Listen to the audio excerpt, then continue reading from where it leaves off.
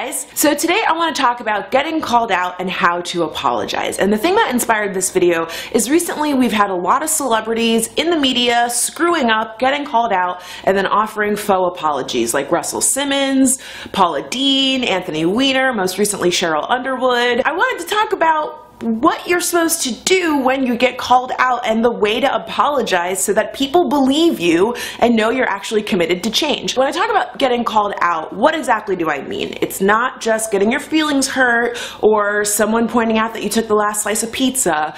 Getting called out in this context of this video is when you say or do something that upholds the oppression of a marginalized group of people. So for example, sexism, racism, homophobia, transphobia, ableism, something that you've said or done that basically is just perpetuating negative stereotypes or ideals that have real consequences. So in my social responsibility video, we talked about why making jokes about really serious issues or minimizing serious issues has negative consequences. But now I want to talk about what happens when that's brought to your attention and how you can successfully apologize and become an ally and now be committed to changing your behavior and doing the right thing. Usually when you call out someone's behavior or something that they've said, the natural reaction is to get defensive. You're so sensitive. I was just joking. My best friend's black. My sister's a lesbian. You are so emotional. You know I didn't mean it that way. Everybody has to be so PC nowadays. Now I can completely understand why people usually react this way.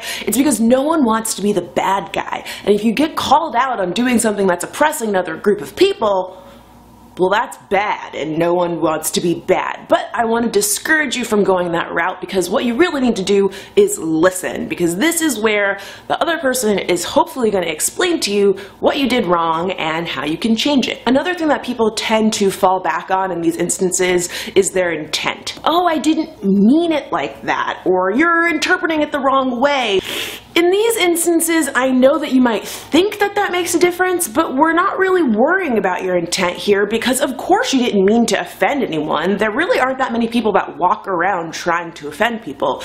I mean, there are those people and they're jerks, and why would you want to be friends with those types of people? Your intent really doesn't matter because it's a matter of intent versus impact, and that's actually something I learned from a really good friend of mine, Jukebox Jones on Facebook. It doesn't matter in these instances what you meant. What matters is what's the outcome of what you said or what you did.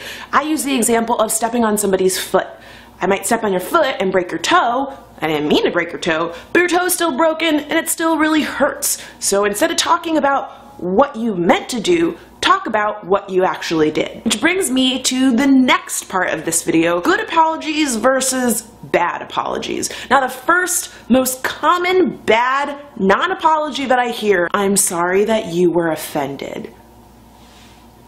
That is like the worst non-apology ever, because instead of taking responsibility for your actions, you're putting the blame on the other person and saying that it's your fault that you're offended, not that you did something that offended them. So don't make that mistake. Another one that I hear a lot of times is, I'm sorry if you were offended.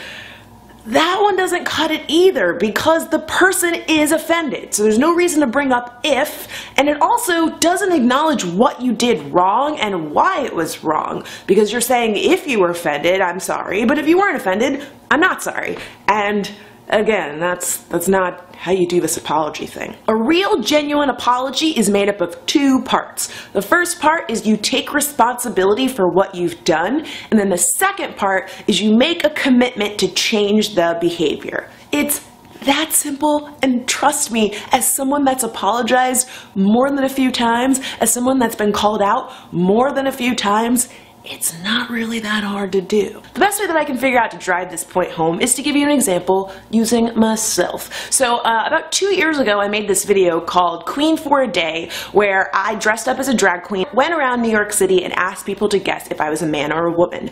I thought the video was hysterical. My friends thought it was really funny. It did really well on YouTube, and it wasn't until about a year later that someone brought to my attention that it was super offensive. They were like, hey, this is some transphobic garbage. Why would you do something like this. Now, of course, my initial reaction was to get defensive. I was like, what are you talking about? I'm not transphobic. What does that even mean? I have friends that are trans. I didn't mean it that way. It's just a joke. You're taking this too personally. I did all of the things that you're not supposed to do. So instead, I stopped and I listened. And they explained that if you're trans, having people try to figure out what your gender is like a daily battle, and it's not really fun, and it's super rude. And making a video that encourages that and kind of makes a game or something funny out of questioning someone's gender is basically encouraging people to participate in that type of behavior. And that's really, really bad, especially when you consider the fact that there are trans people who are regularly assaulted and murdered because people are trying to question and figure out how they identify. So once this was brought to my attention, I was like, you're right. I'm so sorry. Didn't need to talk about what my intent was or why I did it.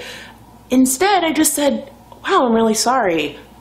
I'm really gonna make sure that I don't do that again. Thanks for bringing that to my attention. I ended up taking the video down, and since then I've really made an effort to be more aware of trans issues and try to be a better ally to the trans people in my life and in my online community. And it was surprisingly not that hard or life-changing to admit that I did something wrong. And it felt really good to know that I fixed the problem and that now I'm part of the solution. The first thing that you want to do is acknowledge what went wrong. And I'll use my example of the Queen for a Day video. I am sorry that I perpetuated transphobic behaviors by making a video that trivializes gender identity. It's a little involved.